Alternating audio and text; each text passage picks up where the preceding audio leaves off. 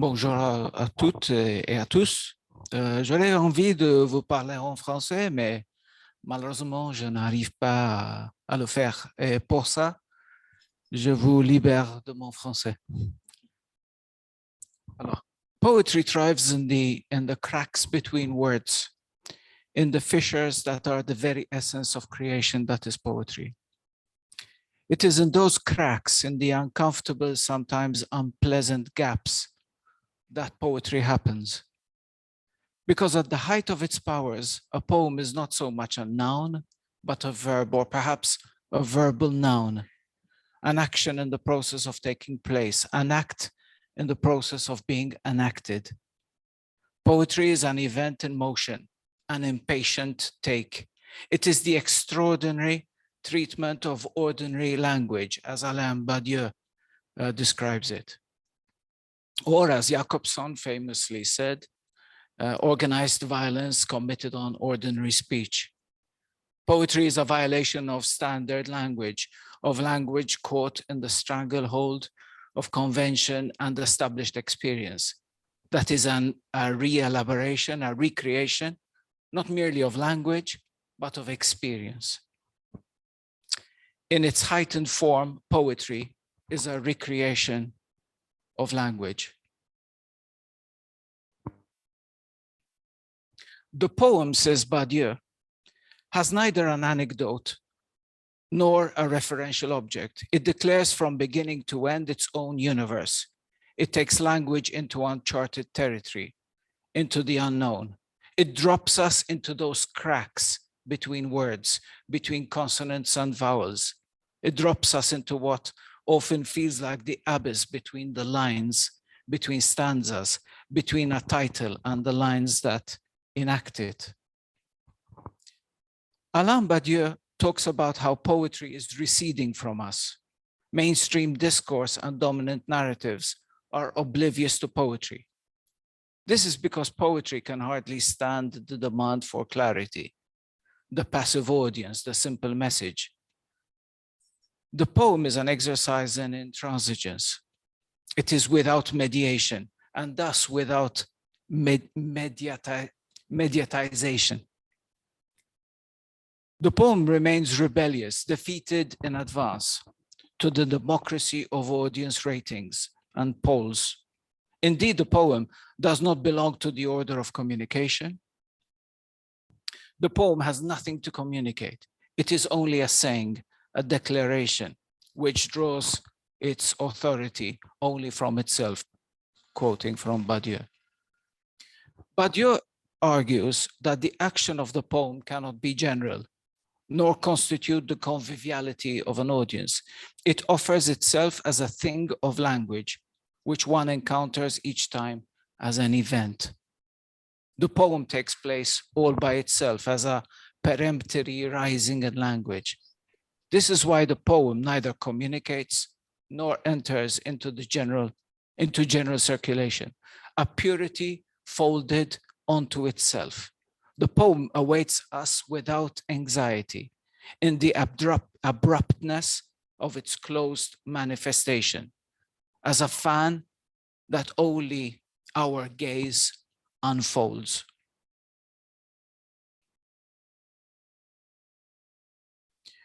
The poetry of Murad Shubert, that our gaze unfolds, is very much a language that draws attention to itself in order to take us beyond.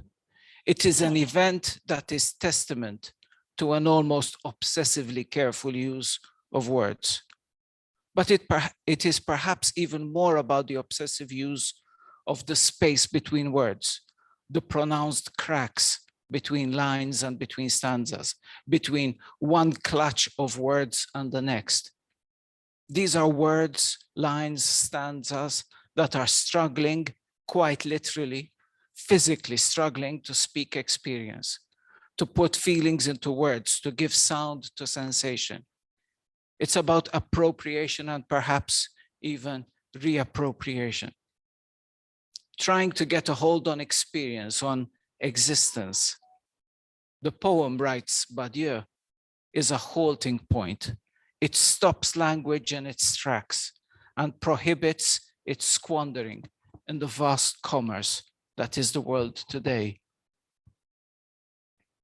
It creates silence in order to say that which is impossible to say in the shared language of consensus, to separate it from the world so that it may be said and always resaid for the first time. And I'm constantly using Badiou, and I'm putting on screen texts in French which do not represent exactly what I'm saying, but which add to what I'm saying, or just give a slightly different perspective. Poetry is understandably a world unto itself, which it creates, in which it creates its own landscape, its own parameters, its own borders, perhaps we could say its own existence. But it is also a reflection on experience.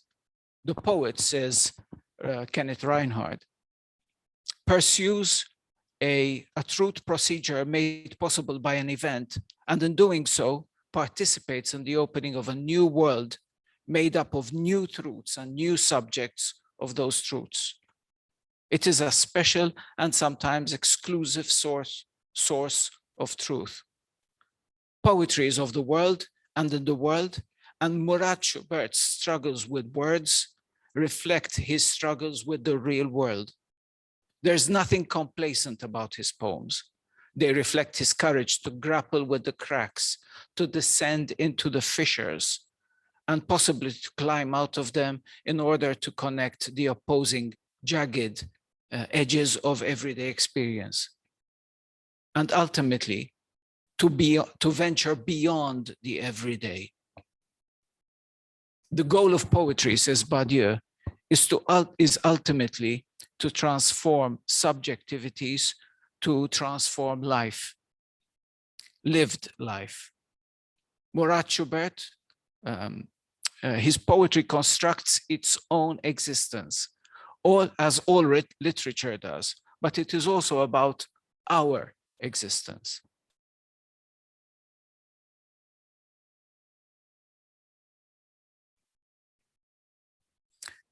Murad Shubert was born and brought up in Casablanca, Morocco, in the district of Khay Mohammadi, known for its art and resistance. His late father was Algerian and his mother Moroccan.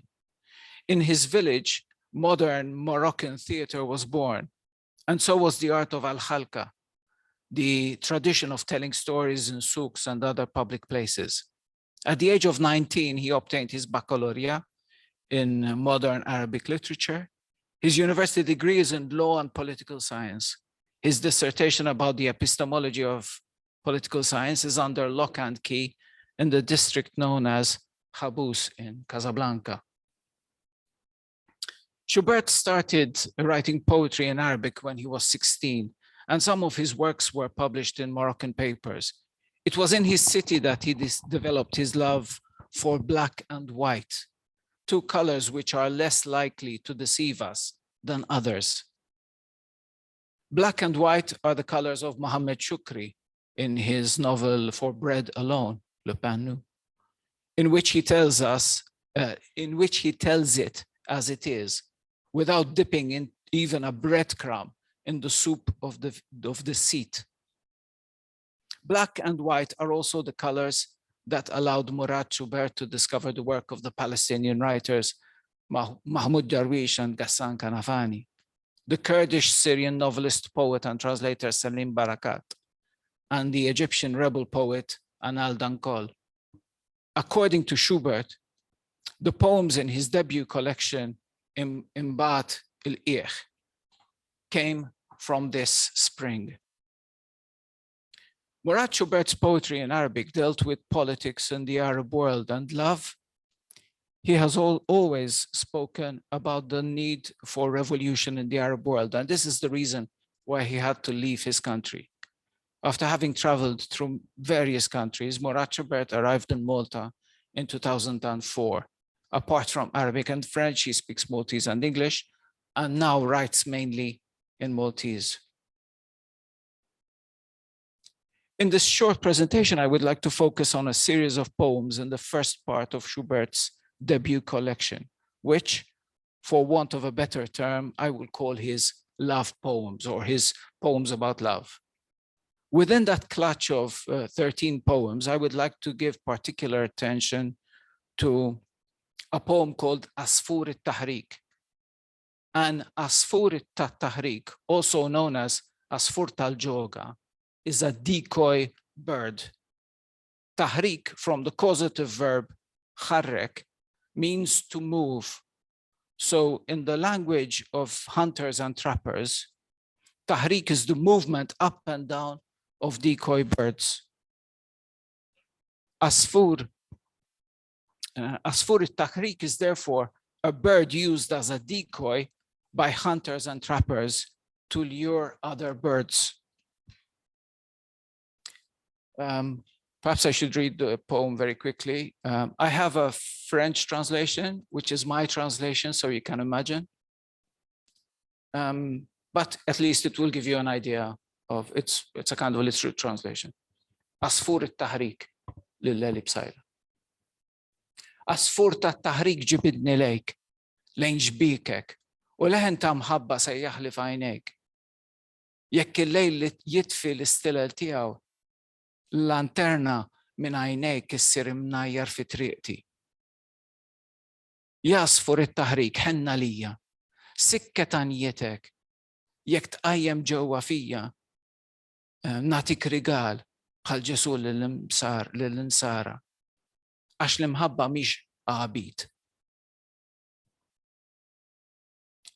L-imħabba ħelliesa, jasfur al-Tahrik, għaliex tanni l-anja tal-imħabba. Leħena jisakkarni. The image of the decoy bird, presumably, this is what I'm talking about. It's literally tied to the stick, okay? Literally. And there's another, you can see the cord that is tying it.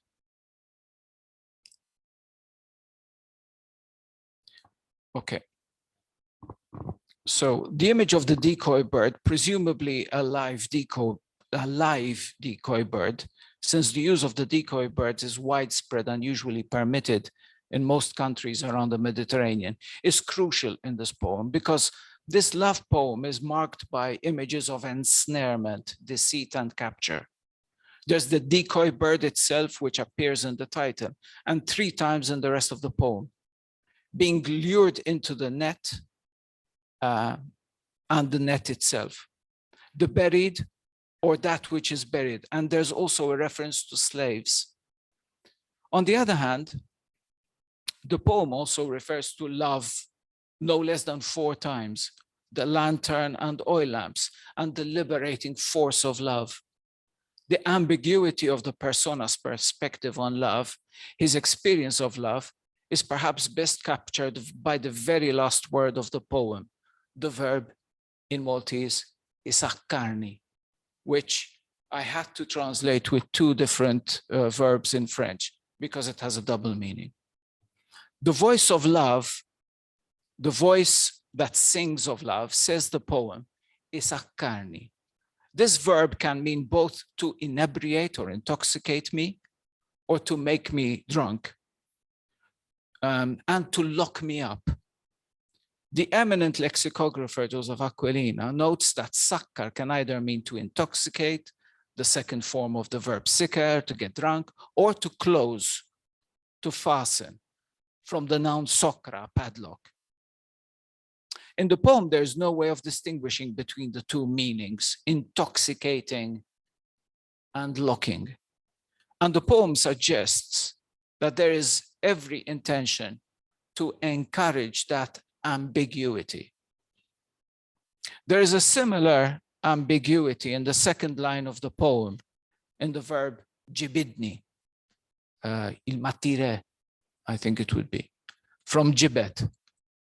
The verb is used both to refer to being pulled, il-matire e il-ma-attire, jibidni. Physiquement, tirer, mais aussi attirer. C'est double là. Now, although one can appreciate how one can feel pulled in the sense of attracted to someone, there is also the implication of a fundamental difference between the two senses, because being attracted to someone gives the impression that the person is choosing to be pulled towards that which attracts them. Whilst in the case of being pulled towards something or someone, there's the sense that one has no choice, that one has been mastered, even ensnared. I remember somebody, how a trapper would a captured bird in such a way that it would be able to sing and to flap its wings, but not fly away. The bird is alive, but its aliveness and liveliness is harnessed. So while it is really alive and not just a plastic replica of a bird going through the motions mechanically, in some sense, it only gives you the illusion of aliveness because it is really a slave.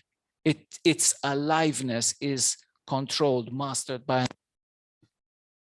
This is one of the things love is in the poem, a relationship of slavery, the lover succumbing to the control of the object of his love. The object becoming the subject and the subject the object, which we were talking about earlier. If that makes sense. In reality, it doesn't really make sense because the persona tells us that love is meant to be liberating. But this is the fundamental contradiction of love at the very heart of this tormented voice in the poem. The choice of the word beat is particularly subjective. The Old World in Maltese abid appears in the names of at least 3 places in Malta. So we know that this word has a long history in our language.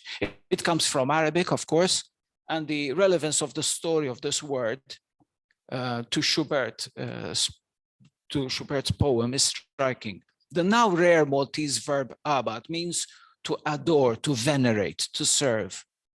The noun itself, abid, means servant, and it appears in stereotypical Maltese romantic historical novels about Christian knights and Muslim slaves. In Arabic, abid is actually the plural form, slaves, serfs. Schubert is using it as it is used in Maltese, skjaf, adej. And the slave, the servant, is the lover who is trapped by love and by his lover. But the poem is also about the liberatory force of love, or the liberating force of love. The song of love intoxicates the lover and frees him from the confines of everyday life, of everyday experience. It is the flapping of the wings, the determined song of the freedom of the heart, despite the harnessing straps of life. Love is the very celebration of life, life in the highest form, in its highest form. It is the desire of the harnessed bird to celebrate life, to live life to the full, to fly, despite the attempts of human nature to restrain it. It won't be restrained in the sense, rather than an expression of deceit. The bird is a call to love, an intoxication that defies the rules of human organization. What is the effect of this choice of word, abid? Why not skjaf or adej, which are both strong words, less obscure to a 21st century Maltese audience? Abid connects the poem to Arabic. It connects the poet to his mother tongue, to the language he had to abandon, to escape from, in the way that political refugees have to exile themselves from their first home, their first love, often their only true love. Sometimes the further they travel in space and time from that first home, the stronger that attachment becomes. The poet's existence is, in a way, suspended, permanently suspended, perhaps. In a way, the poet is harnessed by his exile, but He was also harnessed in his country of birth by the powers that be because of the determination to sing his song of freedom. Ironically, he was harnessed by his call for freedom. The fundamental irony of the Asfurta Tahrik, the decoy bird, is that the restrained bird is meant to move. It is meant to display its existential freedom and to attract other beings to its state of bliss, of living life to the full. But in reality, it's all fake, make-believe. The existence of the decoy bird is the very negation of existence. And yet the event of the poem, the narrative, is a reappropriation of existence, a renewed, stubborn claim to life. To put it neatly, in Murad Shubert's poems, love is being possessed and love is possessing. But life is never neat, and what the poem constructs reflects the multiplicity of human experience. It defies easy formulas. Because while in terms of thought, Asfurta Tahrik suggests two symmetrical, opposing forces, there are images, emotions, sensations, mental associations, and more that suggest that the experience the poem is communicating to us is far more nuanced, far more complex, and asymmetrical. I find this statement by Etel Adnan, which I won't read, particularly revealing. It is that free probing that allows Schubert the freedom to explore the contradictions of love as he experiences it. Birds are beautiful and light, and they ride the winds with their elegance, strength, and resilience. They are both attractive and seductive, but they are also fragile, infinitely vulnerable. They touch the heart, but they can also cause anxiety, a physical sensation of unease because of their fragility and vulnerability. Here's another quote, which I really, it's a wonderful book. Another quote from Etel Adnan, which I won't read either. Maître, it's Le Maître venu de l'Ouest, Gabriel Bounard. It's published 2 years ago by Les Chop.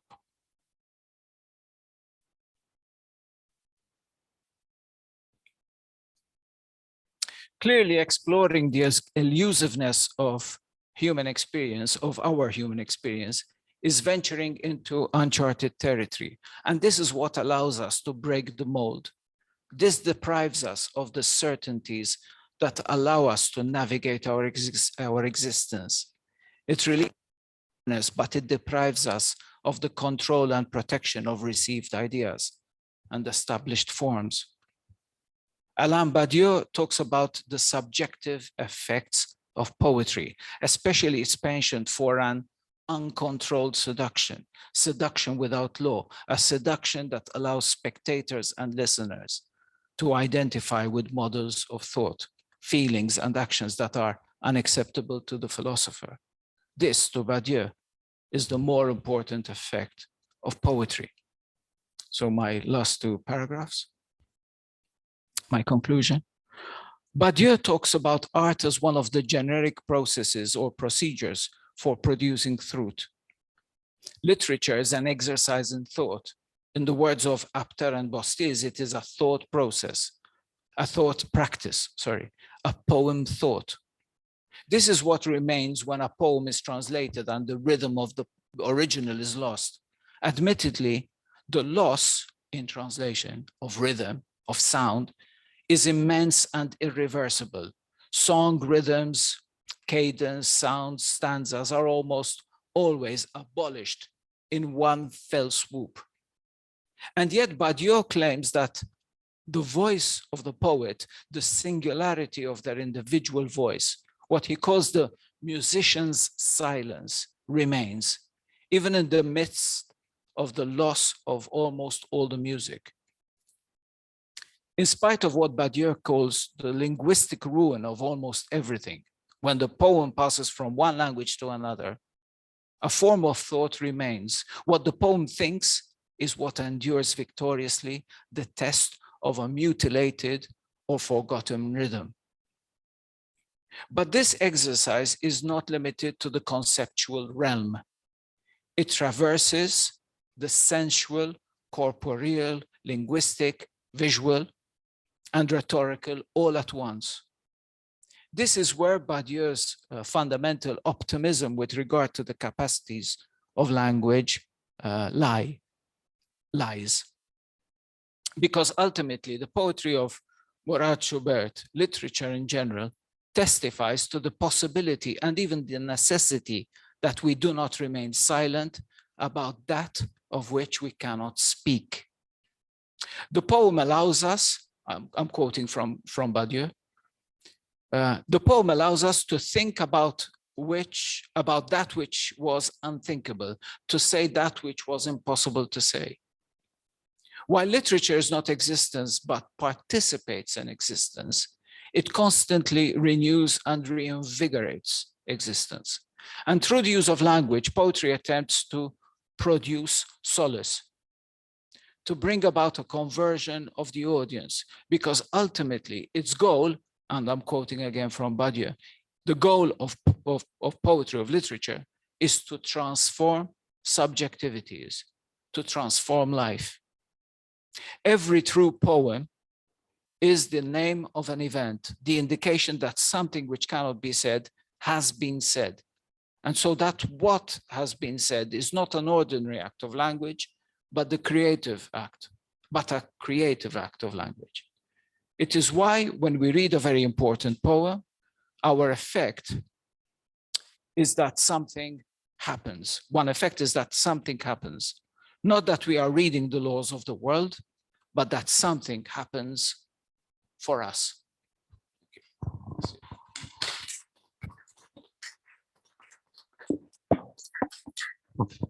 Merci beaucoup, Adrian, pour cette très belle communication qui aborde en profondeur la spécificité de la poésie. J'aurais deux questions que je veux poser en français, mais tu peux répondre en anglais. Donc, la première, c'est j'ai été frappée par cette obsession tourmentée avec la déception. Tu as mentionné même la question des couleurs, que le blanc et le noir sont les couleurs les moins trompeurs.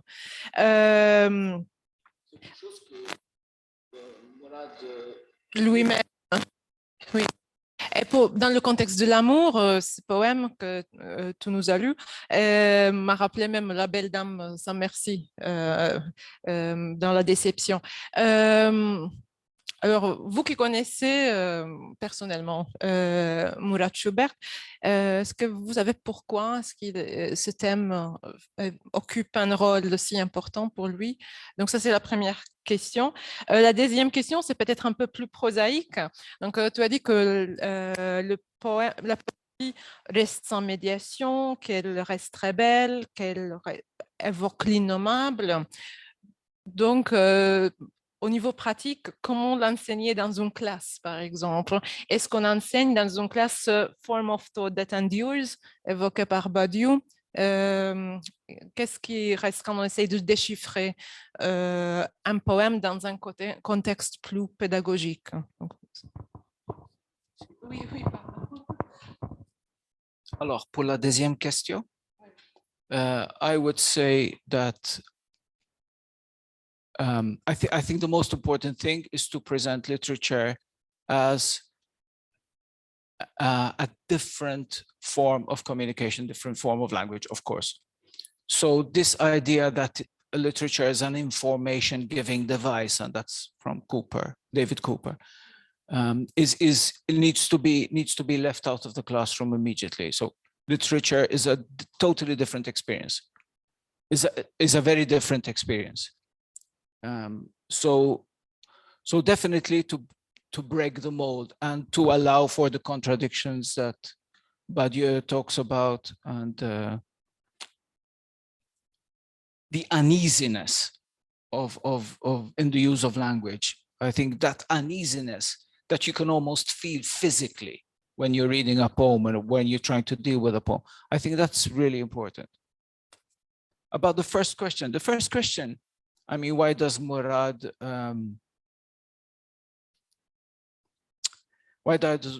Murad talk about deception? I think it's because he's a very political being, but he's also a very lyrical being. And somehow the two meet in a poem like this. I think it's a very political poem. It's of course a very romantic, very lyrical poem, very troubled poem, very existential poem, but it's also a very political poem in some ways. It talks about, yeah, the politics of it's about sexual politics, no? Also, the relationship between genders, the gaze is, you know, the position is quite.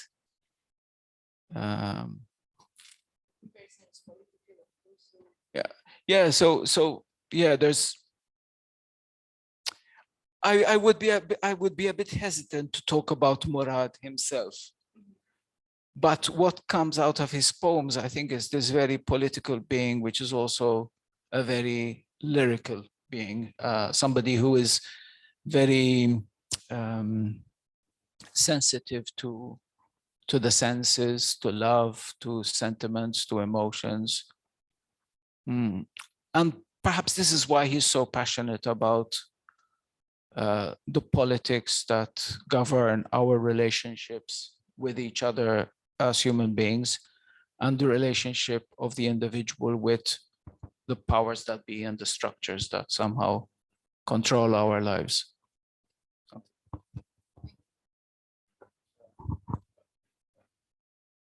Félicitations pour la belle communication, Adrian. Donnez-nous davantage de renseignements sur Murad Shubert. Shubert est un pseudonyme. Et pour montrer le volume de poésie, Imbatil Ich, pourriez-vous donner la référence, c'est-à-dire édité par qui, s'il vous plaît? Non, c'est-à-dire publié par lui-même ou chez un éditeur? Non, quel éditeur? Comment? Est-ce qu'il a publié d'autres recueils poétiques? Non, il a publié des poèmes en arabe au Maroc avant de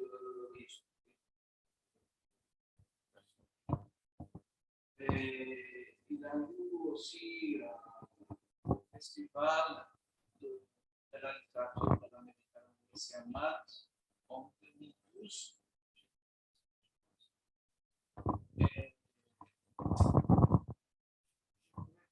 Aussi publiera parce que je pense que son poème a le sens d'être très honnête, on peut le dire. Je sais que parler d'honnêteté, c'est très compliqué, non? Très difficile, mais je dirais que oui, on a l'impression d'une âme que s'ouvre, que se dévoile devant nous. Je pense que c'est pour ça. Mais puis aussi le lyrisme, non? Peut-être.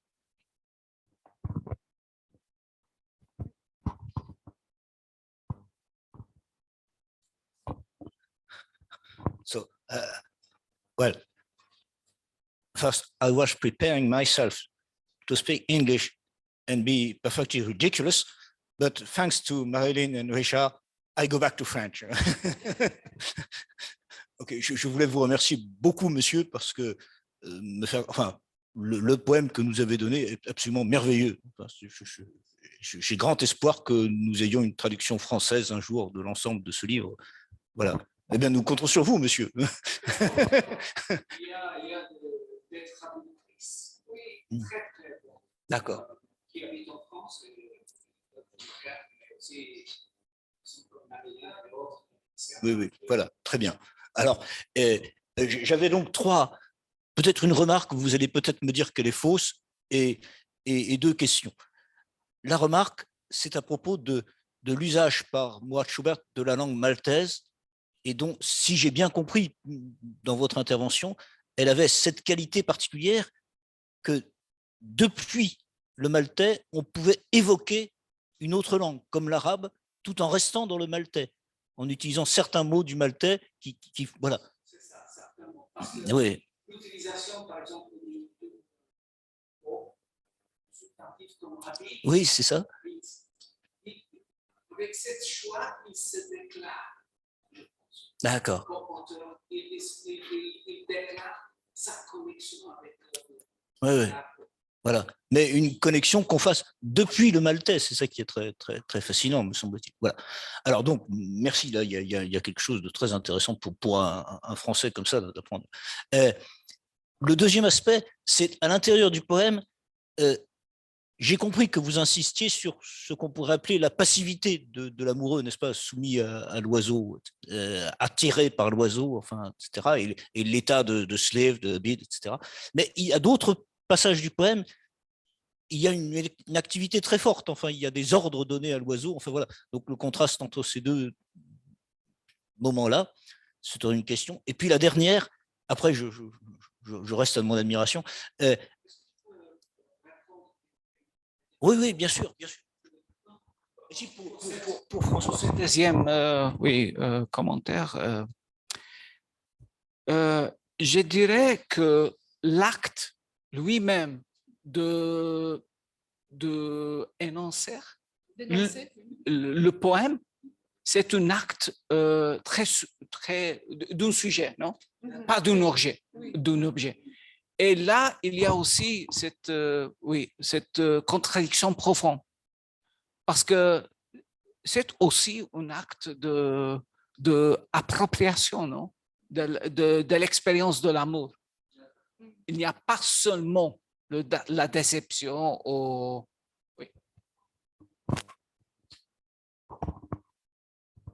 Alors, si je caricaturais, ce serait un peu l'amoureux est passif et le poète est actif, donc quelque chose comme ça. Non, pas vraiment.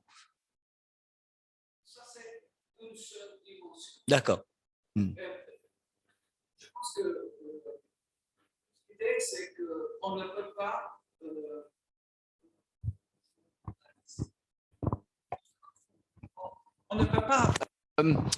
présenter des formules simples, parce qu'il n'y a pas seulement des idées, mais il y a contradictoires, mais il y a aussi des sensations, des émotions, des associations mentales.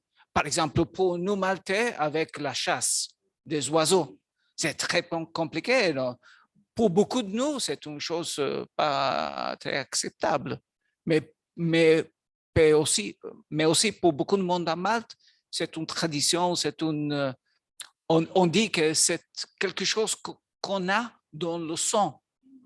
Non, cette relation avec la nature, avec l'environnement et le ciel et les oiseaux. Alors, je ne veux pas monopoliser la parole, hein, mais il m'était venu une allusion qui est peut-être très très lointaine, mais qui est tout de même méditerranéenne. Je me demandais s'il y avait un lien très lointain possible entre l'oiseau et, alors les sirènes, je cherche le mot, voilà, les sirènes de l'Odyssée d'Ulysse. Voilà. Est-ce qu'il y a quelque chose ou pas, ou est-ce qu'il n'y a pas de lien? Voilà.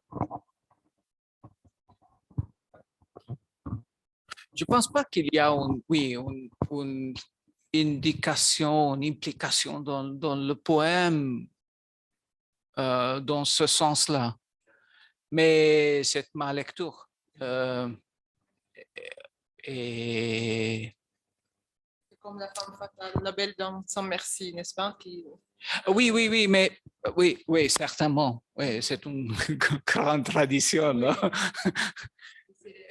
Oui, mais en même temps, je ne vois pas un lien direct avec cette image. Oui, pour ça, seulement ça. Oui, c'est-à-dire, vous vous employez maintenant le terme politique, par exemple, et même Badiou, mais vous avez besoin dans la communication d'un paratexte. Et peut-être il y a un nom qu'il faudrait peut-être expliquer à nos amis. Les Maltais comprennent facilement, mais les photos ont été prises par un certain Natalino Fenech. Alors, les Maltais reconnaissent, il s'agit d'un écologiste très connu qui est parfois, elle est persécutée par ceux qui persécutent la nature. Voilà. C'est-à-dire, là, vous donnez presque un sens au poème en incluant ce nom-là, parce que là maintenant, c'est la protection des oiseaux, de la nature, d'accord? Tandis qu'à un moment donné, on songe à Murad Shubert comme réfugié politique. Voilà. Mais il y a aussi la passion, hein, la passion des personnes qui passent toute la journée, oui, dans les champs, à attendre les oiseaux. Moi, je n'ai pas cette tradition dans mon sang, mais il y a des personnes qui vivent pour ces moments-là, pour ces jours-là. Et je pense que il faut aussi, pas seulement, mais aussi avoir cette expérience proche à vous pour lire le poème, ce poème. C'est un autre niveau de contradiction dans le poème, je pense.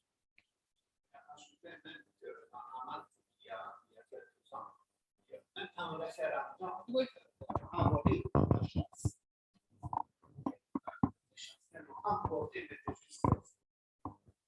Sur l'argument de la tradition, que c'est une tradition qu'il ne faut pas perdre, c'est un héritage, n'est-ce pas?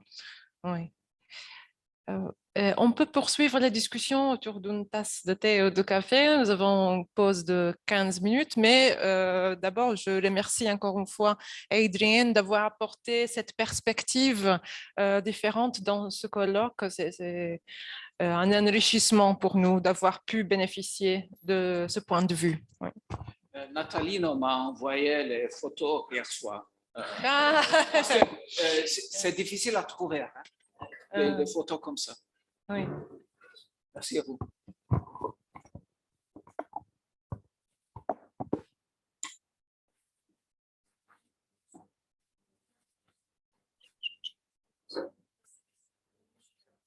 Je